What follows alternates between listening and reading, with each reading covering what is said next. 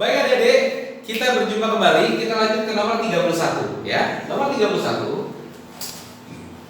Argumen yang mendukung kalimat pendapat tersebut terdapat pada kalimat bernomor ya. Jadi ini kalimat argumennya, ini kalimat pendapatnya. Kita baca dulu. Tenaga kerja asing yang akan bekerja atau tinggal di Indonesia harus mengikuti tes uji kemahiran berbahasa Indonesia. Maka di sini ada 5 argumen mana yang mendukung. Kita lihat yang pertama, sebagai wujud proteksi terhadap bahasa Indonesia. Ini tepat sekali. Kenapa? Karena tujuannya ada tes supaya warga asing yang bekerja itu supaya dia memosisikan bahasa Indonesia itu sebagai bahasa yang tidak bisa ditawar. Kenapa? Karena kita mau proteksi, kita mau jaga bahasa Indonesia itu karena tidak kemungkinan adik-adik kalau misalkan terjadi globalisasi, lalu banyak masyarakat dari luar negeri, kita tidak jaga bahasa Indonesia ini, maka tidak kemungkinan bahasa Indonesia perlahan akan hilang satu kata demi satu kata, satu demi satu kata. Seperti yang mungkin belakangan ini suka terjadi fenomena di kalangan adik-adik ya, bahasa apa istilahnya jaksel, ya kan? Perlahanmu itu kan bercampur dengan bahasa Inggris. Tidak masalah kita pintar bahasa Inggris, tetapi jangan sampai kata asli bahasa Indonesianya tergantikan oleh bahasa lain. Oke? Ya, jadi satu itu benar. Yang kedua, sebagai tolak ukur kemampuan dalam bekerja, ini tidak, karena bahasa tidak ada hubungannya dengan kemampuan dalam bekerja. Oke? Ya, kecuali pekerjaannya dalam bidang urusan komunikasi dan sebagainya. Sebagai proses adaptasi lainnya ketika berada di masyarakat, ini benar, ya. Sebagai cerminan kualitas kerja, ini tidak. Sebagai upaya seleksi, nah ini dia. Jadi si perusahaan itu mau nyeleksi nih mana yang mahir, karena itu akan jauh lebih mudah dalam proses bekerjanya. Jadi jelas sekali dari pilihan yang kita sudah contreng ini, maka yang benar adalah 1, 3, dan 5. Jawabannya adalah B. Oke, kita lanjut ke nomor berikutnya. 32. Perbaikan kalimat yang bercetak miring pada teks prosedur. Ini ya. Mengisikanlah formulir permohonan dengan data diri yang lengkap dan benar. Kakak ketawa, kamu juga kakak pasti ketawa karena kata-katanya aneh ya. Yang paling bikin aneh adalah kata pertama, mengisikanlah. Ini nggak tepat. Maka kalau diperbaiki, kita lihat formulir pendaftaran mengisi dengan data diri yang lengkap dan benar. Ini serem banget kalimat pertama ya. Formulir pendaftaran bisa mengisi ya. Lalu yang B, isikan formulir pendaftaran dengan data diri lengkap dan benar. Nah ini bisa ya. Kita lihat pilihan yang lain. Formulir pendaftaran dan data diri diisi dengan lengkap dan benar. Ini kurang tepat ya. Mengisikan formulir pendaftaran ini mirip kayak yang ini ya, yang nggak berubah gitu.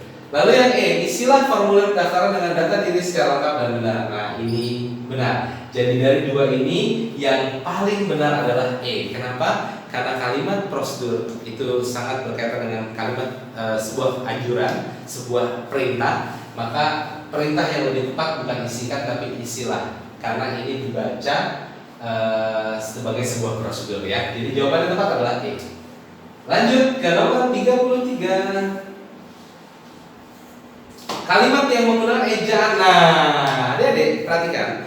Kalau tadi di nomor berapa kakak lupa sebelumnya gitu, kita mencari kalimat yang tidak efektif atau efektif gitu. Itu berkaitan dengan pemborosan kata dan sebagainya. Namun kalau bicara atau ada soal yang bertanya tentang ejaan, maka ini menyeluruh, bisa tanda baca, bisa huruf kapital dan sebagainya. Namun biasanya tidak ada kaitannya dengan efektif atau tidak efektifnya sebuah kalimat, ya.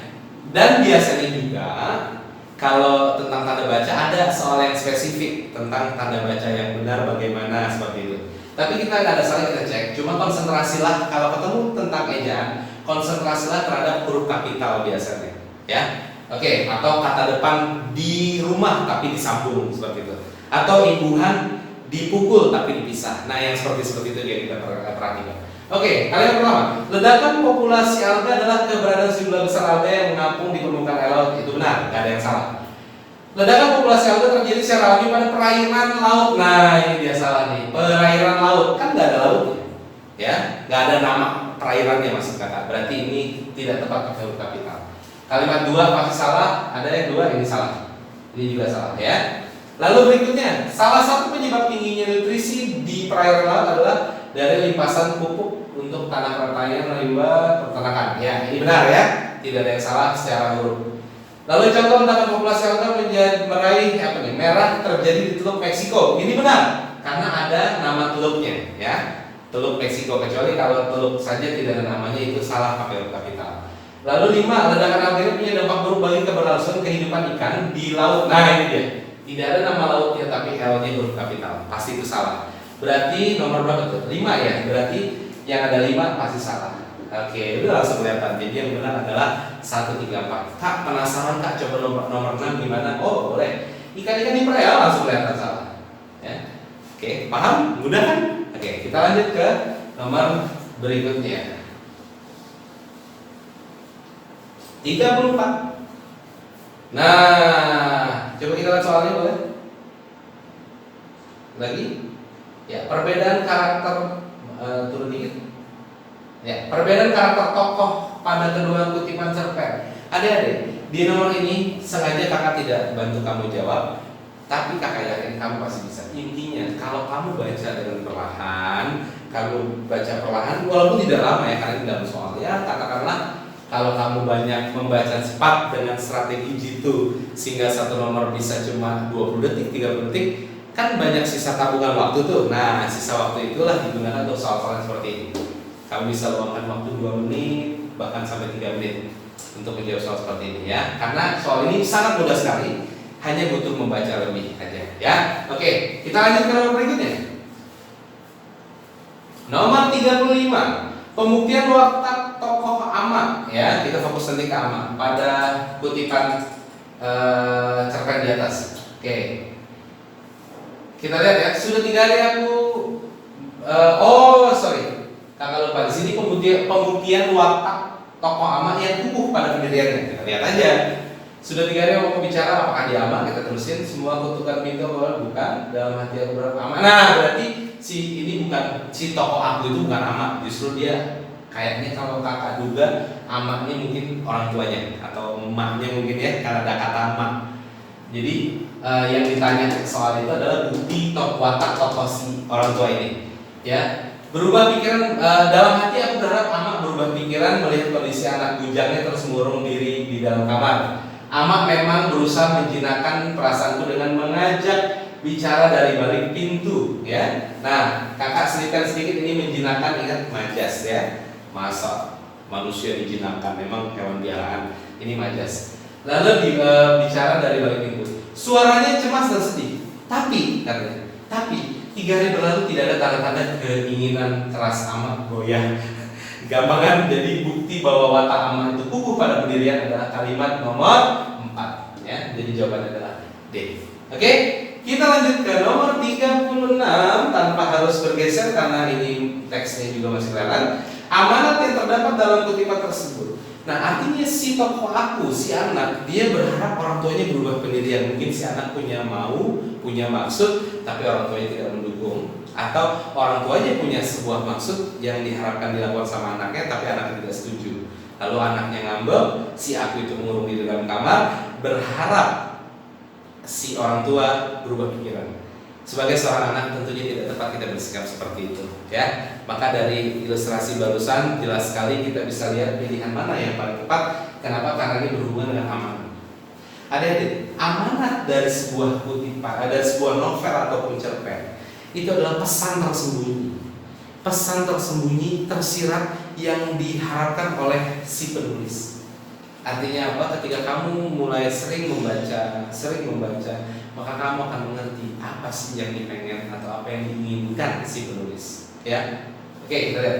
Hargailah perhatian dan kasih orang tua terhadap kita, bukan? Konteksnya nggak kasih itu. Janganlah bersikap keras kepala terhadap orang tua. Ini bisa jadi jawaban.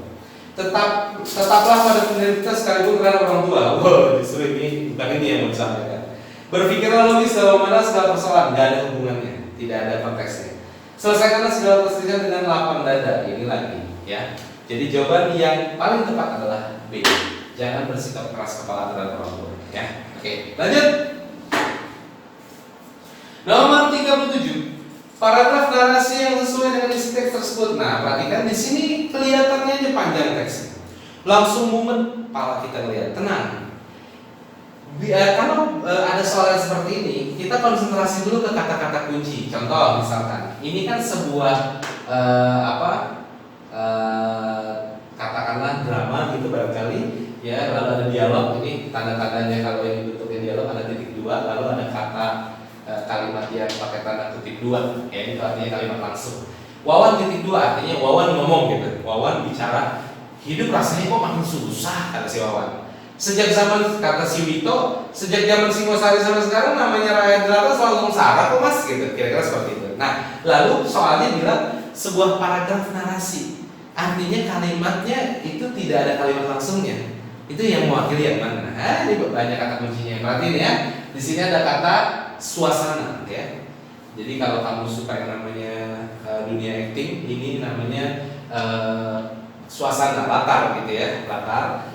Bahwa matahari panas menyengat di teras rumah, Wawan dan Wito saling berkeluh kesah. Artinya dia lagi di teras rumah siang-siang pas matahari menyengat. Kita lihat A, matahari baru mulai menyinari bumi, langsung salah ya kan? Ini berarti pagi dong, padahal kan maunya matahari panas menyengat berarti siang-siang. B, kita lanjut. Oke, B, panas matahari menyengat bumi bisa di bawah sebuah pohon. Nah, salah. Tadi ingat di teras rumah bukan di bawah pohon, berarti biasa. Lanjut. Panas matahari menyengat bumi di teras sebuah rumah, bisa ya. Jadi ini yang C bisa kita tandai. Lalu yang D, boleh? Ya. Matahari belum sepenggalah tingginya, salah. Artinya kalau ini adalah jam 12 tengah-tengah, ini adalah jam berapa tuh di sudut pandang kamu? Ini 8. Oke, di sini ya. Maka ini sore, berarti ini pagi. Nah, kalau belum sepenggalah berarti belum ke sini. Berarti bukan menyengat, berarti salah. Yang D pasti salah. Lalu E, sinar matahari belum menyengat bumi. Nah, sinar matahari belum menyengat bumi di sebuah teras rumah. Wito dan Wawan berkeluh kesah tentang kondisi hidup yang teras rumah susah. Anton anak Wito. Kita lihat. Oke, coba naik ke atas. Ini udah pasti salah ya, deh. Udah pasti salah. Lalu ada yang mendukung di sini. Di sekolah Anton tidak pakai seragam batik, kata si Wawan. Kata si Wawan, di sekolah Anton tidak pakai seragam batik, sementara teman lainnya punya seragam baru. Kalau beli lalalala, ini kayaknya dia yang ngomongin anaknya. Berarti Anton itu adalah anaknya Wawan. Kita cek, coba turun. Ya, di C, Wawan dan Wito berkeluh kesah. Anton anak Wawan, berarti benar ya. Nah, sementara E, selain salah di awal, maka di sini juga dikatakan Wito dan Wawan berkeluh kesah. Anton anak Wito, salah. Jadi jawabannya adalah C ya. Ingat nomor berapa ini? Kak boleh dilihat? Nomor 37 ya. Ingat 37 jawabannya adalah C. Oke, lanjut. Nomor 38. Penggunaan konjungsi yang tidak tepat pada teks tersebut. Ingat, konjungsi itu adalah kata penghubung ya, bisa, bahwa, kemudian dan sebagainya. Untuk jenis-jenis konjungsi dan penjelasan contoh-contohnya nanti mungkin suatu saat kakak bisa buatkan video khusus tentang konjungsi, preposisi dan lain sebagainya ya. Nah, kita lihat penggunaan konjungsi yang tidak tepat berarti yang salah. Oke, kita lihat. Kalimat pertama, produk-produk makanan yang disajikan dengan cara digoreng ini sudah menjadi industri besar sehingga siap saji. Agak-agak janggal, kita tandain aja dulu. Kalimat pertama, ini janggal sehingga.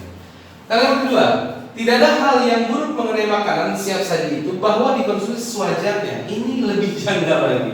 Jadi kalimat dua ini kita tandain juga janggal. Kalimat tiga, ya jadi konsentrasinya kejanggalan itu dari kata konjungsinya yang dicetak miring. Yang ketiga, bahan dasar kelompok santapan ini merupakan pangan bergizi karena berbahan daging ayam atau daging sapi. Nah, ini benar, ya. Karenanya nyambung. Karenanya adalah konjungsinya. 4. Ketidakseimbangan gizi muncul karena di dalam porsi pangan hewani terkandung cukup banyak kolesterol. Ya, ini juga benar. Yang berikutnya, apalagi kandungan nabati pada makanan siap saji ini umumnya rendah. Berarti apalagi ini juga benar. Ya, jadi yang tidak tepat wajar tadi kita baca ini jadi janggal adalah kalimat 1 dan 2. Ini konjungsi yang tidak tepat. Jadi nomor 38 jawabannya adalah A. Oke, kita lanjut ke nomor berikutnya. 39. Penggunaan ejaan yang salah. Nah, ejaan lagi ya. Ingat huruf kapital, kata di rumah atau kata depan itu dipisah harusnya tapi disambung. Nah, kita cek yang begitu. Di sini yang ditanya yang salah ya. Oke, kita lihat. Nomor 1. Jamal membenarkan kasus pembunuhan di desa Sukamana. Nah, ini salah. Kenapa? Desa Sukamana itu harusnya D-nya juga kapital ya. Karena menunjukkan nama desanya ya. Lalu yang kedua, Museum Sejarah Purbakala dan Nilai Tradisi berada di sana. Wah, ini menarik nih. Ini kayaknya salah nih. Udah kita tandain dulu lah, kita masih ragu. Lalu yang C, yang ketiga, Malik seorang perantau dari Lareh Nan Panjang yang lebih dulu mengadu untung di Jakarta. Nah, adik-adik, perlu kamu tahu bahwa Lareh Nan Panjang ini adalah sebuah nama tempat, lebih tepatnya nama sebuah kelurahan ya di daerah Sumatera Barat. Nah, artinya kalau udah menunjukkan nama tempat harusnya dia pakai huruf kapital. Kak, aku pun nggak tahu itu daerah mana atau itu adalah sebuah daerah. Tenang, sebetulnya dari kalimatnya itu jelas sekali menyatakan bahwa dari mana, itu pasti dari sebuah tempat. Jadi kalau kamu ganti aja, Malik seorang perantau dari Aceh misalkan, Malik seorang perantau dari Kediri kayak gitu ya. Nah, berarti kalimat 3 itu salah ya. Udah pasti salah ya. Nih. Lalu yang keempat, letusan ini tidak seperti letusan tahun 1990 karena sumber energi magma tidak didominasi oleh gas. Ya, betul. Ya. Jadi 4 pasti betul. Ia tinggal di Surabaya sejak tahun 2001. Ini juga betul. S-nya kapital. Tahun 2017 yang lalu ia mendapat gelar profesor dari sebuah universitas ternama. Ini salah. Karena kalau nama kata universitas kalau tidak diikuti nama universitasnya dia tidak perlu huruf kapital. Ya. Berarti yang udah pasti salah adalah nomor 1 dan 5 dan 6 ya. 1 dan 6. Kita tandai yang ada 1 yang ada 6. Nah, ini dia. Oke, berarti ini pasti salah. Nah, tadi yang kita ragu adalah nomor 2. Kita memastikan dia benar apa salah nih. Kita lihat. Museum Sejarah Purbakala dan Nilai Tradisi berada di sana. Oh, berarti karena ada kata-kata berada di sana, berarti ini adalah sebuah nama. Nama museumnya adalah Museum Sejarah Purbakala dan Nilai Tradisi. Kenapa dan-nya itu tidak kapital? Karena dan itu bukan kata yang khusus atau spesifik, dia adalah kata penghubung ya. Paham ya? Oke. Gampang nomor ke-39, jadi jawabannya adalah C. Oke, kita lanjut ke nomor selanjutnya.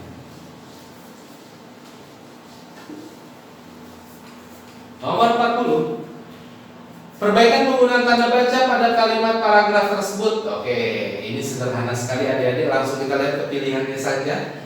Tanah longsor terjadi bila gaya mendorong ini salah ya. Tanah longsor terjadi bila, jadi dia nyambung ya. Jadi harusnya nyambung, jadi asal. Gaya penahan umumnya dipengaruhi, ini salah. Kalau mau harusnya gaya penahan umumnya dipengaruhi seperti itu. Jadi ini salah. Akan tetapi, nah ini kemungkinan besar benar. Tapi kita tidak cek ke atas. Kenapa? Karena penggunaan akan tetapi itu harus diikuti koma. Karena dia adalah kalimat baru. Akan tetapi koma. Gitu. Kita cek. Akan tetapi, nah ini dia. Akan tetapi tidak ada komanya. Sementara soalnya minta perbaikan penggunaan tanda baca. Berarti pilihan yang benar adalah C. Gitu. Kalau mau lebih ditegaskan kita lanjutin.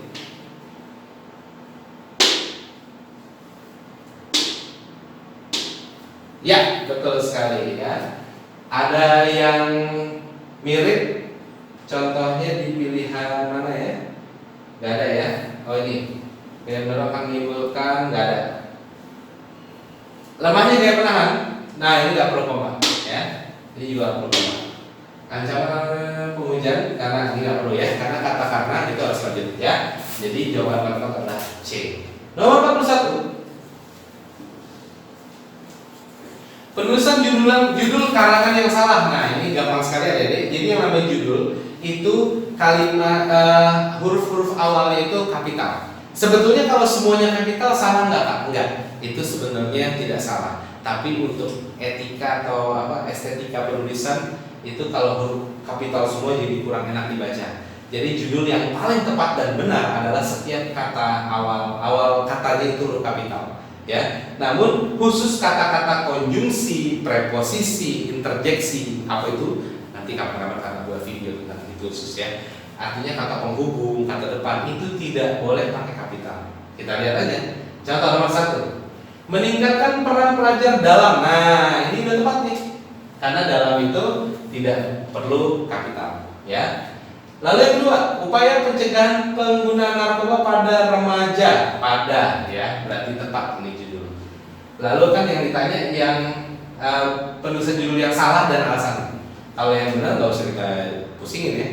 Yang ketiga, usaha mengurangi pencemaran lingkungan di sekolah. Nah, ini benar ya. D-nya kata depan dan dia huruf kecil. Upaya meningkatkan kesehatan siswa dengan senam pagi. Ya, betul juga. Dengan senam pagi. Jadi itu juga tidak perlu kapital. Yang terakhir, DPR RI telah mengesahkan undang-undang. Ya, ini dia, dijaga. Karena undang yang keduanya U-nya huruf kecil. Kita lihat. Di pilihan gandanya judul 1 salah huruf D pada awal kata dalam seharusnya kapital. Salah ya, tadi kita bahas. Huruf P pada kata pada judul 2. Ini tadi juga kita bahas. Huruf D pada kata di seharusnya tulis huruf kapital karena merupakan kata depan. Justru kata-kata depan dia nggak boleh huruf kapital. Lalu yang 4, judul 4. Huruf D pada kata dengan seharusnya tulis huruf kapital, ini juga enggak ya. Yang terakhir, judul 5, kata undang-undang seharusnya tulis undang-undang. Dua-duanya huruf kapital U-nya karena mengulangi kata dasar atau kata ulang utuh harus ditulis huruf kapital. Sedikit tambahan dari kakak. Kata ulang itu terbagi dua. Ada yang namanya kata ulang utuh atau biasa disebut istilahnya kata ulang dwilingga. Ada kata ulang yang turunan atau kata ulang yang terbentuk atau bentukan. Nah, kata undang-undang emang dari sananya udah begitu. Undang-undang artinya itu kata ulang utuh termasuk. Kupu-kupu contoh lain. Ubur-ubur, cumi-cumi itu kata ulang utuh atau dwilingga. Yang dua-duanya penting. Artinya bukan bentukan, emang udah dari sananya. Maka kalau itu dijadikan sebuah judul, maka tulisnya harus kapital dua-duanya. Dapat ya? Nah, artinya contoh kata ulang yang tidak utuh atau yang kalau nanti di judul jadi huruf kecil gimana Kak? Contohnya misalkan berakit-rakit. Nah, kalau berakit-rakit maka R yang keduanya tidak perlu kapital. Dapat ya? Oke, seperti itu. Oke. Nomor selanjutnya nomor berapa? 42. Oke.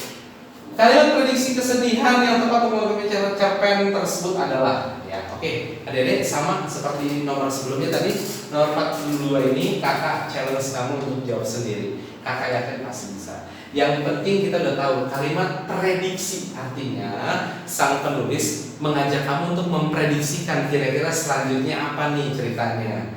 Nah, dan prediksi tersebut harus dalam bentuk yang sedih karena prediksi kesedihan. Oke, pasti bisa ya. Oke, lanjut ke nomor berikutnya.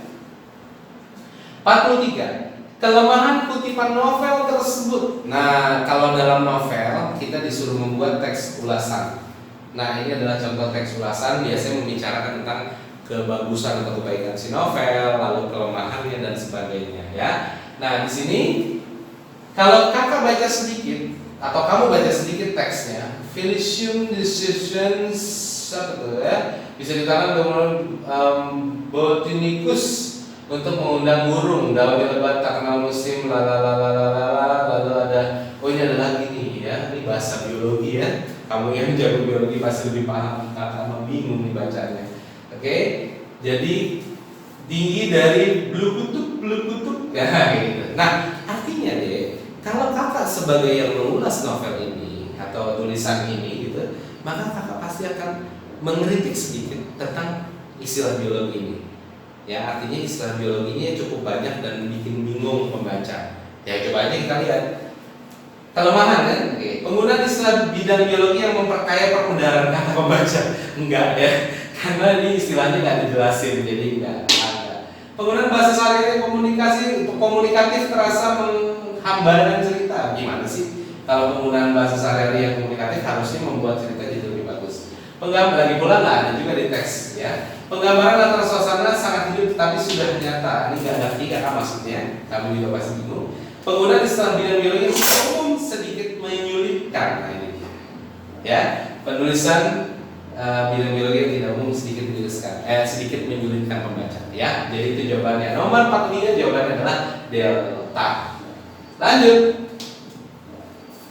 Nomor 44. Nah, adik-adik, ini ada dua buah teks. Intinya begini, teks pertama membicarakan tentang sesuatu, nanti kamu baca. Teks kedua juga membicarakan tentang sesuatu. Soalnya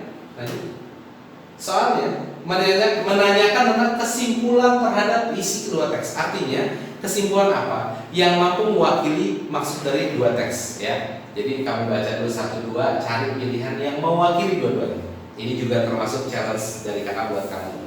Intinya satu, adik-adik, kemampuan membaca, menelaah bacaan itu menjadi sangat penting dalam menjawab soal-soal bahasa Indonesia. Oke, lanjut. Nomor 45. Nah, ini juga sama, ya. Artinya kakak challenge, kalau yang kebanyakan teks seperti ini kakak challenge kamu untuk menemukan, dan kakak yakin kamu pasti bisa. Oke, lanjut. Nomor 46.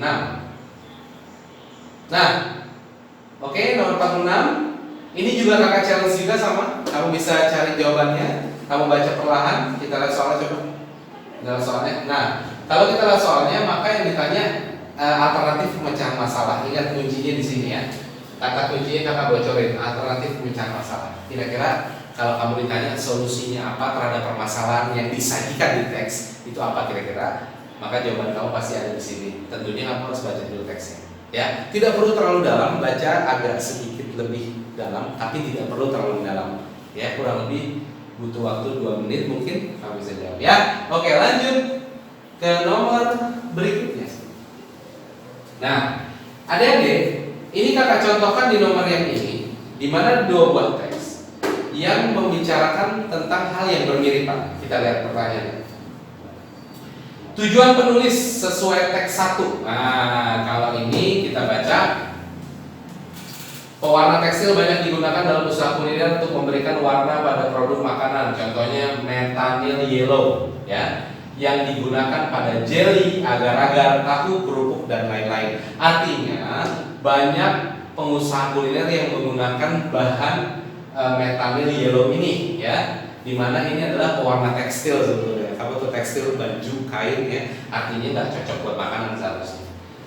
Nah, harga methanol yellow lebih murah. Nah, itu kan dibandingkan pewarna yang khusus buat makanan yang dalam izin dari DMKS, ya. Penggunaan zat methanol yellow juga lebih mudah daripada menggunakan pewarna alami itu. Selain lebih murah, lebih mudah digunakan. Lalu tampilan jelinya lebih menarik tuh, warna lebih tajam, ya. Ada 3 faktor, udah murah, gampang digunain, warna lebih tajam. Konsumen terutama anak lebih memilih jelly agar-agar yang mencolok warnanya. Ya betul juga sih, ya. Terus dengan begitu pengusaha kuliner yang menggunakan methanol yellow dapat meraup keuntungan yang banyak. Artinya dari teks 1 jelas, boleh ke soal.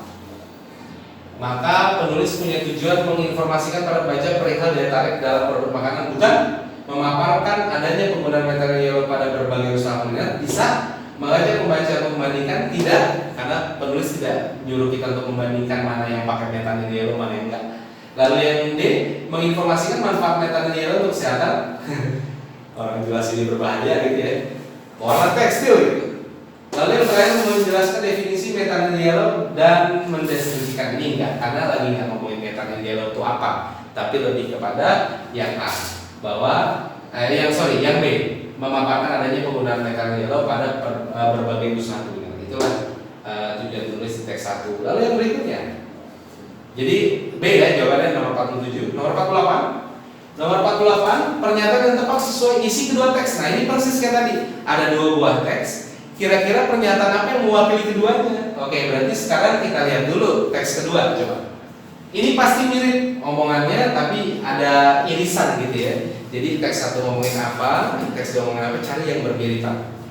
Methanol yellow merupakan zat sintetis yang digunakan untuk memberi warna kuning pada industri tekstil, kertas tinta plastik, kulit, dan cat. Zat yang juga dikenal dengan nama acetyl 36 ini berbentuk serbuk berwarna oranye.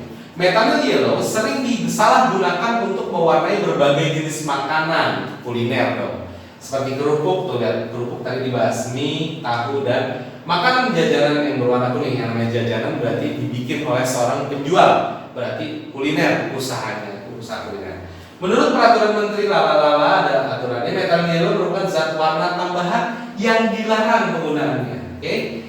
Dan seterusnya bisa menyebabkan gangguan kesehatan seperti fungsi hati, gangguan kandung kemih, bahkan kanker. Oke, kita lihat 48.